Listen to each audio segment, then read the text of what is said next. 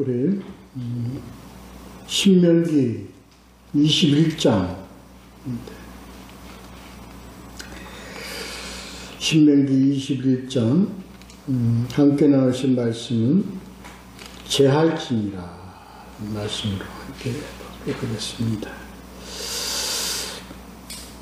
참고로 제가 말씀을 드리는데요, 저희들 이 신명기 21장 아마 올해가 신명기를 올해로 끝을 낼 것 같습니다.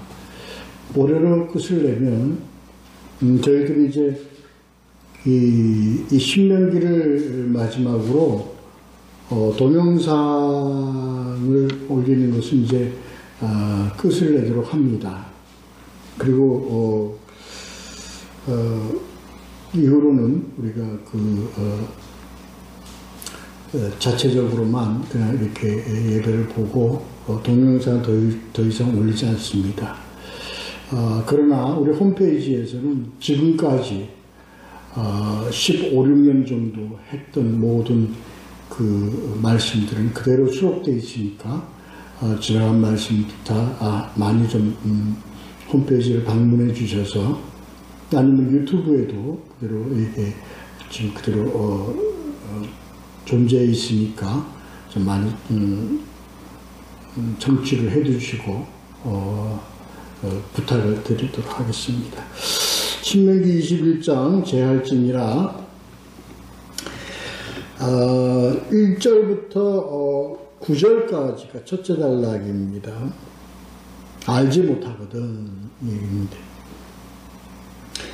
그 다음에 10절부터 14절까지 포로 중에 여자를 얘기고요. 그 다음에 15절서부터 마지막 23절까지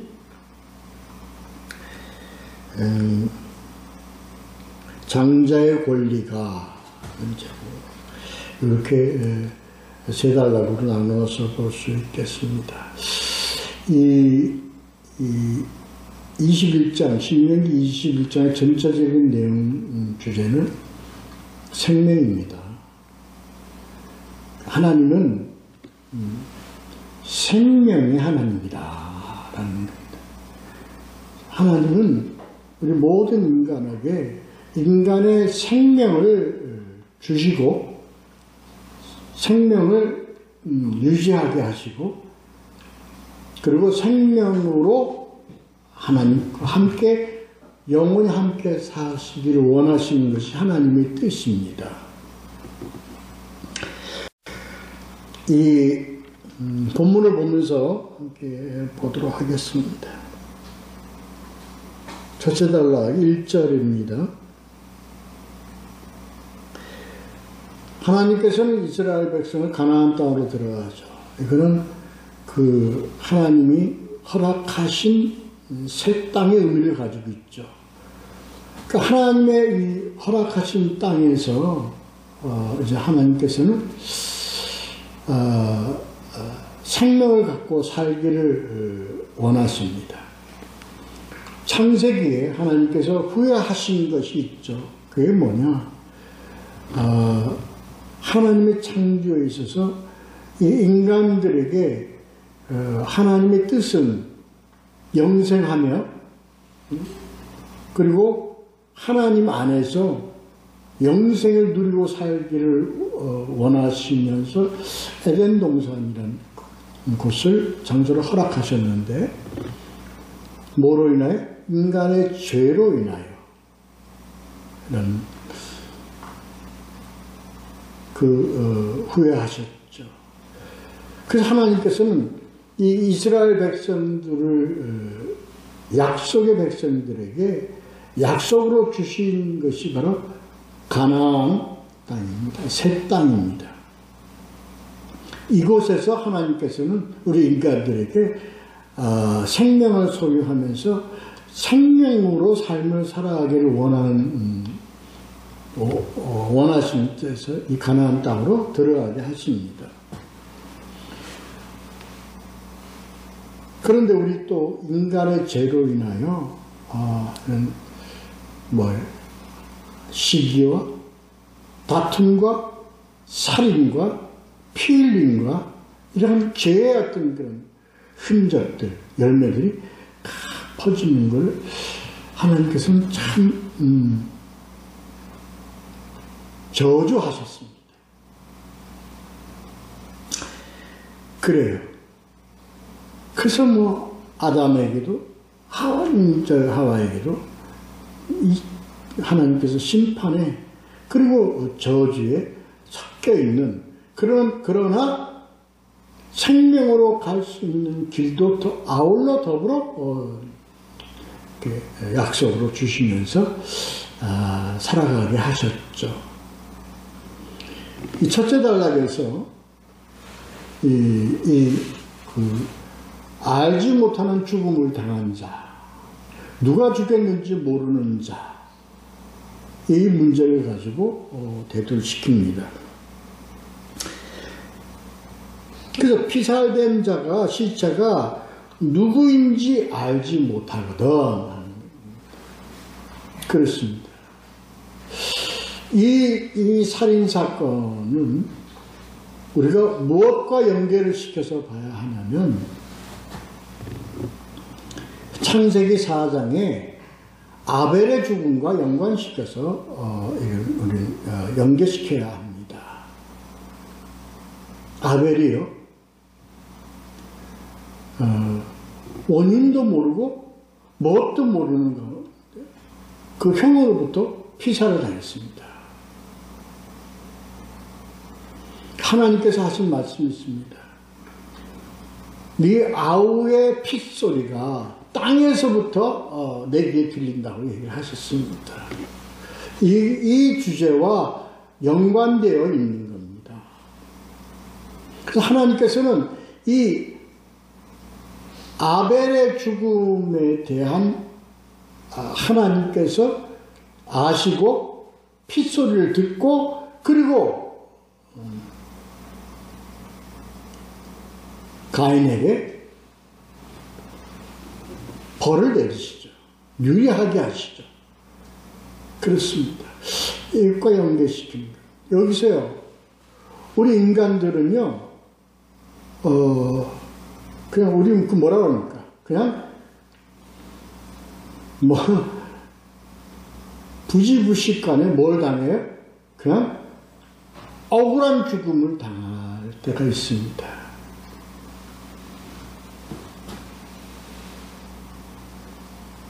이런 여러 가지 있죠. 자연에 의해서 이런 죽음을 당할 수도 있죠. 그러나 인간으로부터 피살을 당했어요. 근데 누가 죽였는지를 몰라요. 이런 경우를 얘기하는 겁니다. 그럴 때 하나님께서 이게 무엇과 연결시키냐면 땅에서부터 하나님께로 들려지는 뭡니까? 핏소리. 죽음의 뭐라고 그럴까요? 탄원이라고 해야 되나요? 이거를 하나님께서 그냥 간과하지 않으시겠다는 겁니다. 그리고 내가 내 땅에서 억울한 죽음을 당한 자들의 그 죽음을 어떻게 나는 그냥 간과하지 않는다. 왜? 내가 허락한 이 땅은 무엇의 땅에? 생명의 땅이기 때문에 이러한 억울한 죄로 인해서 억울한 죽음을 당하는 걸 하나님 그냥 보지 않으시겠다. 그냥 넘어가지 않으시겠다 하는 의미의 내용입니다. 그래서 하나님께서 이 백성에게 친히 명령하심으로써 이런 제도를 통해서도 하나님 아버지의 뜻을 알 수 있도록 하신 내용이 1절부터 9절까지의 말씀입니다. 그래서 이러한 억울한 죽음,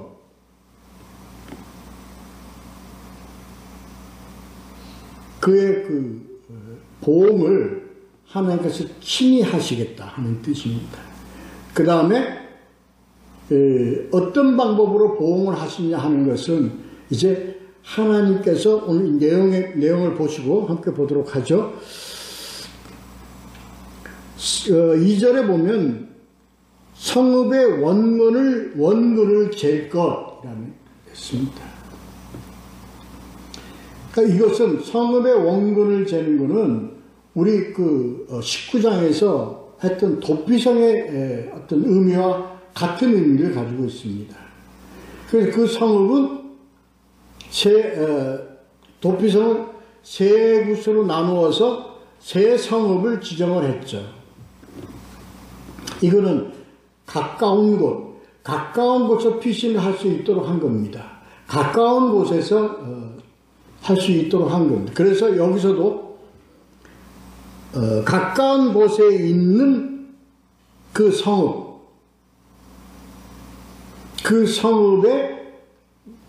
성읍과 연계를 시켜서 이것은 다른 성읍은 아무 책임이 없다. 다른 성읍 그런 의미가 아닙니다.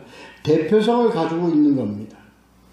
세 성읍 중 가장 가까이 있는 성읍이 모든 성읍, 이스라엘 전 지역을 대표해서라는 의미를 가지고 있습니다. 대신해서라는 의미를 가지고 있습니다. 그래서 제가 지금 말씀드리는 게 대신해서 대표해서라는 그 의미가 나중에 어떻게 연계되어 있는가를 우리가 알기 위해서 제 말씀을 반복하는 겁니다.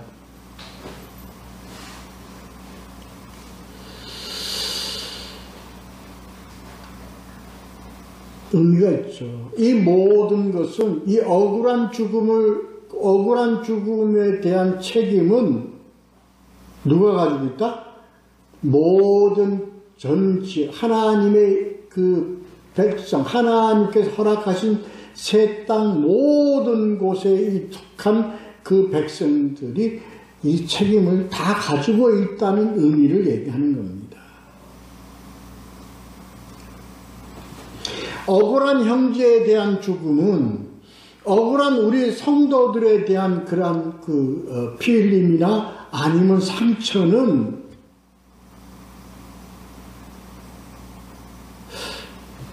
우리 모두의 책임이다라는 거예요.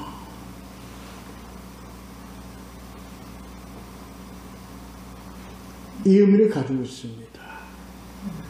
그래서 이것을 우리가 다 책임을 지고 어떻게 하여야 여기에 대한 우리의 책임을 다 할 수 있는가에 대한 내용입니다.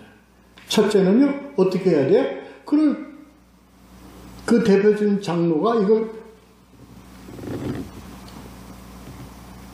이거에 대한 어떻게 책임을 지느냐 하는 것에 대한 내용입니다. 어떻게 해요? 장로가 가서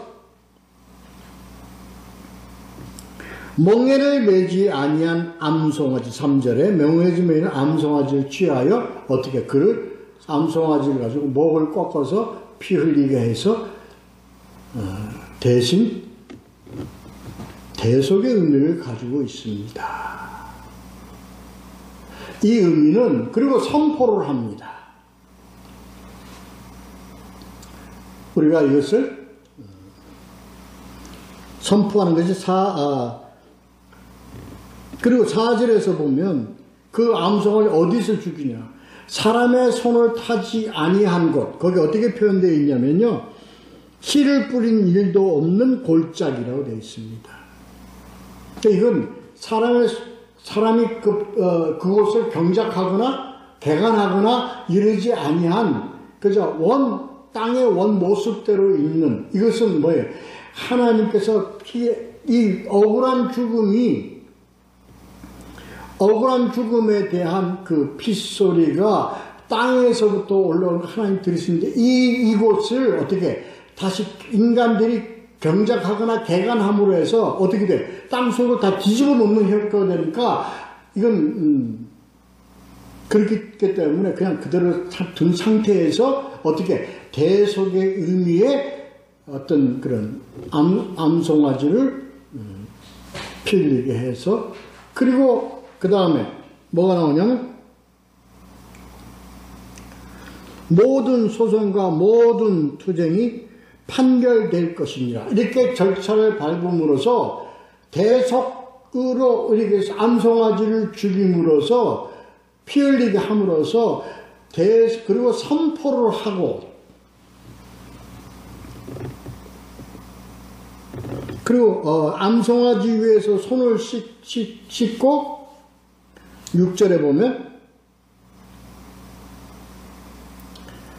그리고 우리는 무죄함을 우리 백성들의 그 죄가 없어졌음을 전체의 죄가 없어졌음을 선포하는 의미와 두 번째 이것을 하나님 아버지께서 이제 이후의 모든 것을 우리가 이런 절차를 끝내고 하나님께 위임하오니 그 보응은 하나님의 손에 우리가 다시 위임합니다라고 고백하는 의미의 선언을 하게 합니다.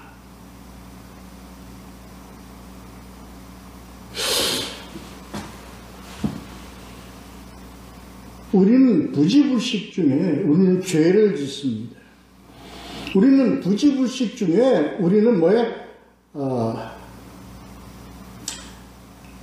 우리 이웃을 뭐하게 합니까? 피를 흘리게 합니다. 피를 흘리게 했다는 것은요, 그가 피를 흘릴 정도의 상처를 주거나 그를 낭망시키거나 절망시키거나 실망시키거나 이 모든 것에 대한 의미를 나타내고 있는 겁니다. 여기에 우리는 우리의 모든 이거 알지 못하는 모든 것에 대해서 우리는 하나님께 늘 항상 우리는 이런 우리의 결단으로 우리를 내어놓고 우리가 입술로 고백하면서 하나님께 기도해야 합니다. 혹이나 내가 알지 못하는 가운데 이웃에게 상처를 줬거든. 주여 용서해 주시고 이 모든 것을 다 대신하여 죽으신 예수 그리스도의 피의 공로에 의지하여 주여 씻어주시고 그를 붙잡아 아버지께서 다 하나님의 복으로 그를 보호하여 주시옵소서 라는 의미를 가지고 있다는 겁니다.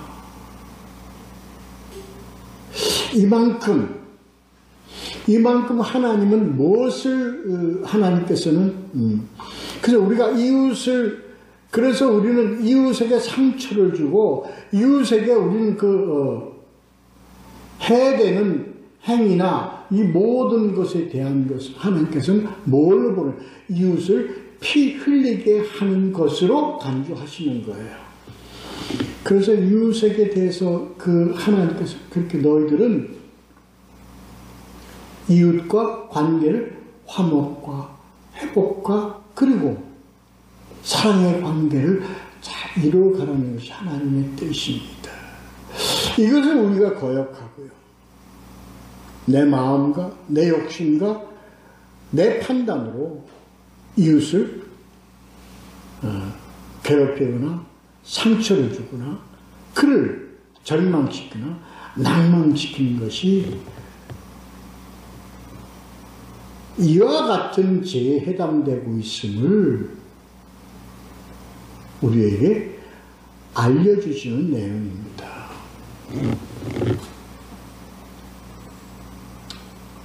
그렇습니다.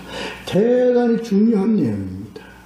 우리는 이러한 관계에 대해서 우리는 무책임하고 관가하고 갈 경우가 많습니다. 이런 경우가 있죠. 친한 친구가 있습니다. 아주 온 친지가 있습니다. 같이 인생을 살아가니까 일생을 같이 살아가지 않습니까? 보면서 얘기하면서 이렇게 얘기할 때가 있습니다. 몇 년 전, 10년 전, 20년 전 내가 나한테 이렇게 말한 적이 있어. 어? 그랬어? 내가 무슨 말을 했는데? 내가 나한테 이렇게 얘기했는데 네가 그 말 한 이후에 그 말이 내 가슴에 박혀서 내가 10년, 20년 동안 내 가슴에 엉어진 상태를 살아왔다.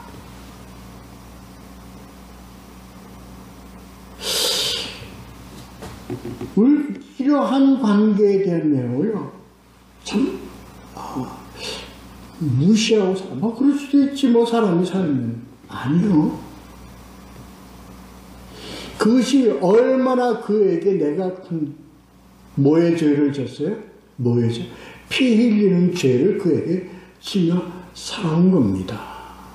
물론, 모든 경우가 다 그렇다는 건 아닙니다. 아니, 그런데 대부분 보면 그런 경우가 많죠. 그 말 한마디가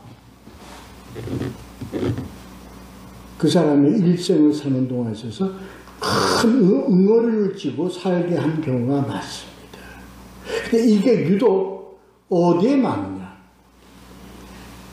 이 하나님을 믿는, 예수를 믿는 그리스도인에게 많다는 겁니다. 어떤 경우에 하나님의 성령, 복, 말씀, 신앙을 가지고서 그들에게 상처를 주는 얘기를 경우가 많습니다. 우리 성도와 성도 간에 있어서 이런 경우가 상당히 많습니다. 나는 그걸 어떻게, 나는 그걸 잊을 수가 없어. 네가 나에게 준 상처는 내가 평생을 지우고 살아왔어. 이 얘기는요, 내 가슴 속에서 뭐를 흘렸다는 얘기입니까? 피를 흘렸다는 얘기입니다. 눈에 보이지 않는 상처. 이건요, 내가 알지도 못해요. 난 난 기억도 못해요.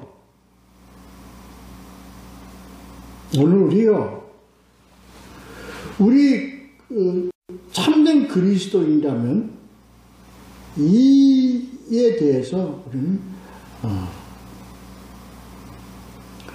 그 지분에서 우리는 어떻게 그에게 용서를 구하고 회개하고 살아가야 합니다. 그랬어? 이제 이런 게 아닙니다. 이걸로 그가 잊어질 수가 없습니다. 상처의 못을 뺄 수가 없습니다. 오늘 이 내용을, 이게 왜 우리가 이 내용을 신명기에서 중요하게 다루냐면, 이게 하나님과 하나님과 우리는 무엇의 관계? 수직의 관계예요. 수평의 관계인 이웃과의 관계가 이루어지지 않으면 수직의 관계가 달아설 수 없다는 데 있다는 겁니다.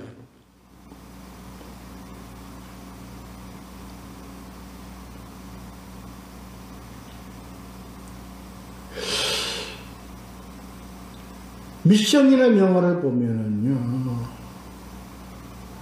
노예를 잡아서 원주민을 잡아갖고 노예로 팔아 하던 자가 있어요. 그 자가 평생 그 원주민에게 죄를 졌어요. 근데 이제 이 죄를 회개하고 어떻게 해요? 큰 무거운 돌을 산을 오릅니다. 무거운 돌을 갖다 그냥 그 무거운 돌을 산을 끝까지 오릅니다. 지쳐요. 올라가요. 다 올라가요. 이 상징적인 장면이지만, 그리고 원주민이 그것을 보고 그 원주민 대표가 그 사람한테 다가와서 갖고 있던 칼로 그 줄을 끊어줍니다. 이러면 이해가 되시겠습니까?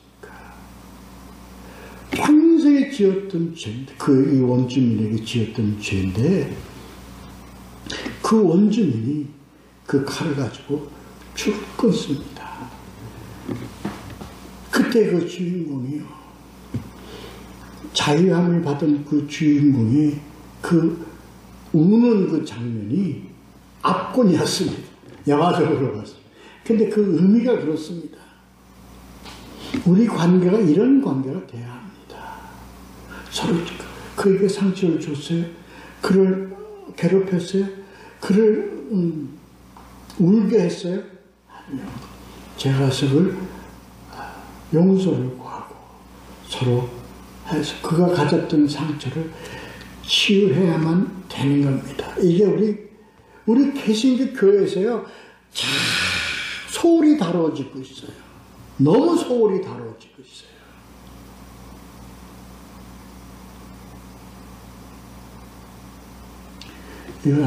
이 내용을, 그래서 우리는요, 아버지께서 이걸 원하시기 때문에, 왜 아버지가 보고 있지 않습니다. 그래서 나중에 우리가 이것을 다 죽은 암송아지의 머리를 꺾고 피를 흘리게 해서 선포해서 하나님께 위임하면요, 그 다음 누구의 손에 달려있어요? 하나님께 달려있는 거예요. 그래서 이게 이루어지지 않으면 하나님 아버지께서 보응하시겠다는 내용입니다. 이 내용이.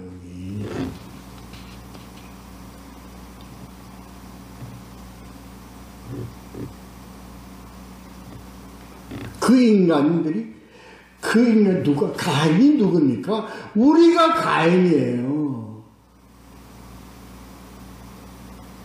우리가 이 인생을 살면서 형제 자매들을 어떻게 피 흘리게 했어요? 억울하게 했어요. 우리는 회개하고 고백하면서, 아니 내가 그를 상처를 줬어? 그렇게 내가 너에게 대못을 박았단 말이냐? 해야 됩니다. 이게 참된 우리 그리스도의 인간의 관계입니다.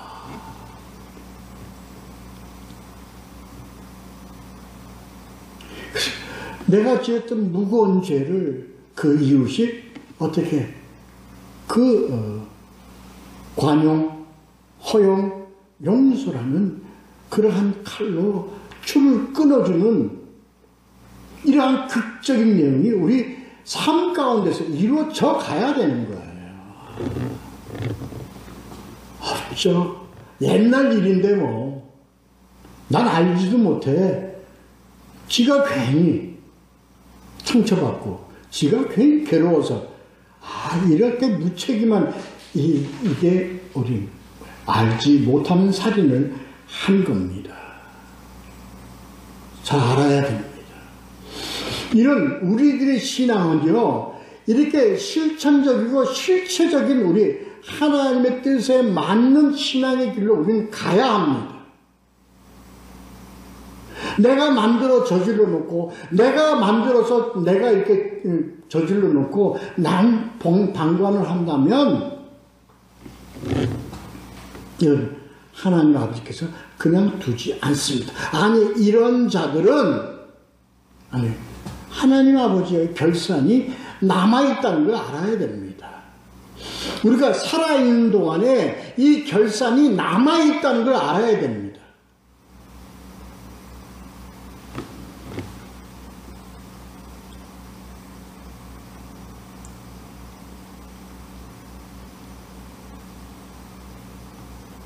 그래서요, 이 내용은 바로 우리가요, 우리의 죄로 인해서 우리는 누구를 죽였어요? 예수 그리스도를 피 흘리게 하고 죽게 했어요. 그 책임을 우리는 지고 가지 않고 있어요. 그래서 우리는 우리의 이 죄, 예수 그리스도를 피 흘리게 하고 그렇게 한 것은 아니하게 우리가 그냥 예수 믿습니다로 우리가 그냥 입으로 고백하는 걸로 우리는 이것이 다 된 걸 같이 하는 거예요. 아니에요. 우리 영혼 속에 예수 그리스도의 십자가를 우리가 회개와 고백과 참 경건의 신앙으로 예수 그리스도의 바뀐 피를 우리는 뽑아야 한다는 거예요. 이게 중요한 고백하는 거예요. 이게 중요한 거예요. 우리는 그냥 입으로 그냥 고백하고 예수 믿습니다. 우리가 교회 등록하고 예수 믿습니다. 이렇게 살아가는 게 아니라 우리가 그동안 저질렀던 예수 그때 십자가에 못 박혔던 그것을 예수님은 뭘로 하라고 얘기하냐면 이 소자 중 하나에게 하라, 내 이웃에게 하라. 이것을 우리는 실천하고 지킴으로써 예수 그리스도를 십자가에 못 박았던 그 못을 우리는 뽑아야 된다는 거예요. 뽑아야 된다는 거예요.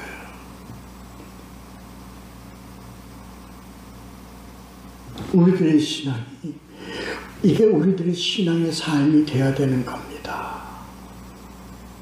고백이 삶을 통해서 나아가야 되는 겁니다. 그래서 뭐냐고요? 우리들의 삶이 뭐라고 그랬어요? 고백이요? 예배라고 그랬습니다.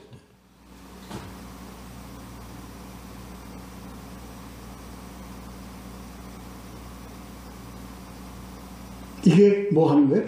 복음에 순종하는 겁니다. 내가 너희를 사랑한 것 같이 너희도 서로 사랑하라는 겁니다.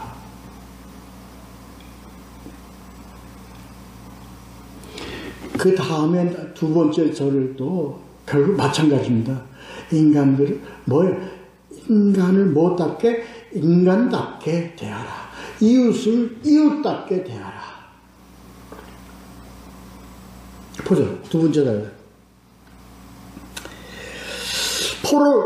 이제 그 가나안 땅에 있는 그 족속들을 말고, 일곱 족속들을 말고, 그 외에, 왜 이 땅에 있는 족속들은 하나님 아버지께서 뭐라고 그랬어요? 전부 다 전멸하라고 그랬습니다.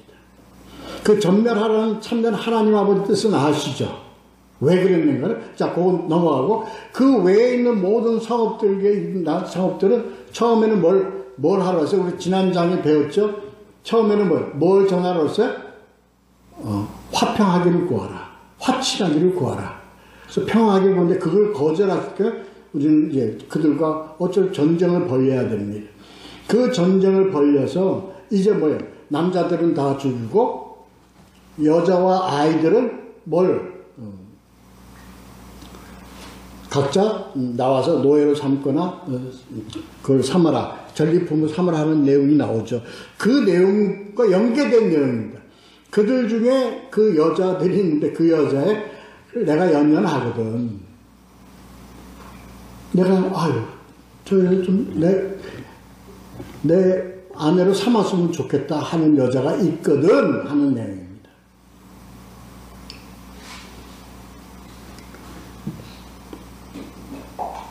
2절에 포로 중에 아리따운 여자 11절 아내로 삼고자 하거든.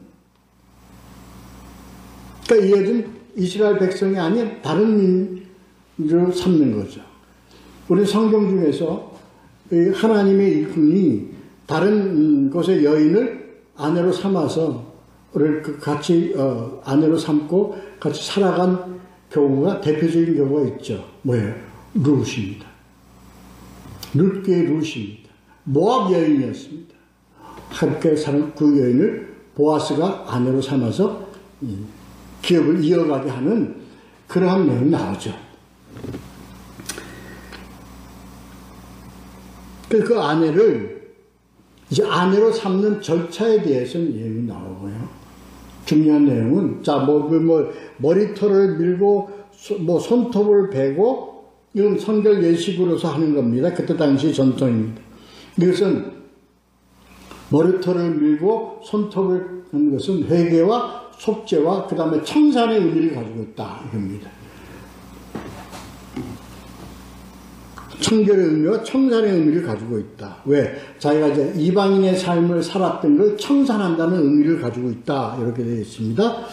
참고하시고, 그리고 부모를 위하여 한 달 동안 애곡한 후 13절에 보면 그것은 그의 어떤 육신적 살아왔던 육신의 관계에 대한 애곡, 슬픔, 헤어짐에 대한 내용입니다. 그 다음에 자, 그래서 아내를 삼는다고 되어 있습니다. 이런 절차를 그런데 문제는 어떻게 되죠? 그를 기뻐하지 아니하거든 14절. 여기 지금 문제가 되는 거예요.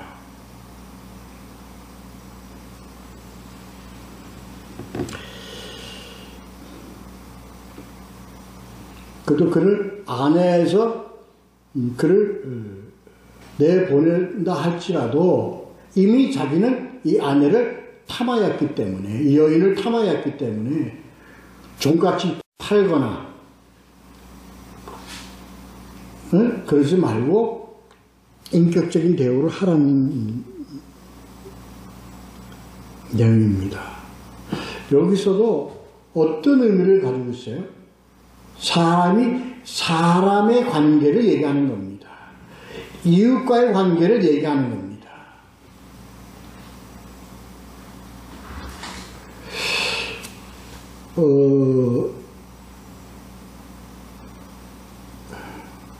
많죠. 우리 요새 사회에 보면요. 참 많아요. 어떻게?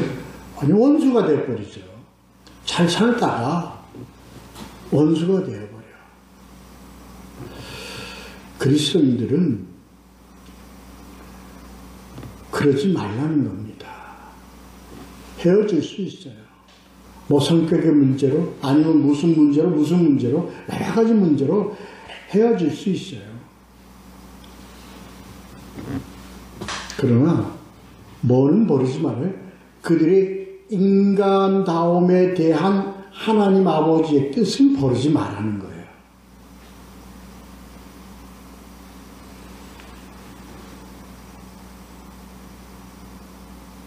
그래도 우리 참 대부분 보면 그렇지 않아요. 뭐가 돼요? 원수지간이 돼요. 원수지간.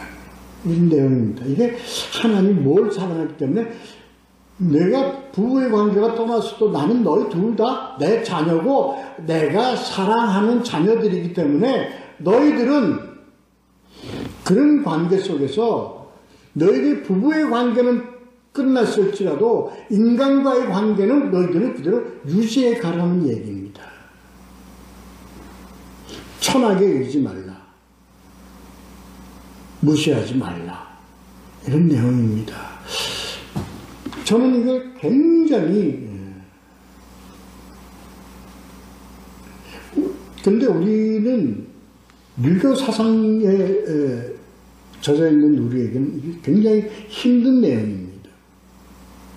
여기서 우리는 빨리 무슨 사상으로 바로 나와야 돼? 바로 기독교 사상으로 빨리 우리 전환을 해야 됩니다. 대단히 중요한 문제입니다. 그 누구에게 영향이 있어요? 그 다음에 나옵니다.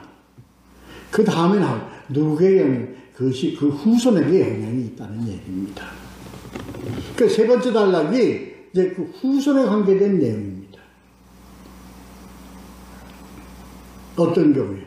자, 두 여인과 결혼을 했는데, 이건 기독교에서, 이건 일부 다처제로 허용한 의미가 아닙니다. 이건요, 마치, 이스라엘이 하나님에게 뭘 구했어요? 왕정제도를 구했습니다. 하나님께서는 원치 않으셨지만, 인간들이 갈구하는 그런 것을 허용한 내용과 같이 풍수적으로 그때 시대적으로 하나님 아버지께서 인간들에게 일부 다처제의 어떤 그런 것을 묵인할 수밖에 없는 여건 속에서 이루어진 일입니다. 그래서 일부 다처제, 한 사람이 두 아내를 섬기는데 한 아내는 사랑하였고 한 아내는 사랑하지 않았다는 데서 문제가 지금 이것이 바로 뭐로 인한 일부 다처제로 인해서 발생될 수밖에 없는 그런 영향에 대한 내용입니다. 꼭 생긴다. 그러니 인간들은 너희들은 하나님의 뜻대로 남녀가 합하여 둘이 하나가 되어야 된다는 하나님의 그 일체에 대한 원리를 너희가 지키고 가야 된다는 겁니다. 이걸 전제로 하고 이거 말씀을 봐야 합니다. 그래서 생길 수밖에 없는 후유증이 뭐냐? 인간의 한계성입니다. 그게 바로 뭐예요? 두 여자를 똑같이 서로 똑같이 사랑할 수 있습니까? 안 된다는 얘기예요.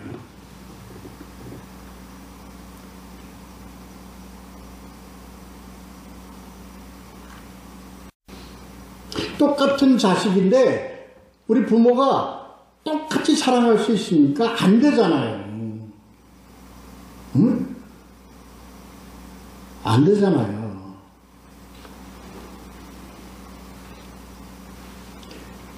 그와 같은 원리입니다.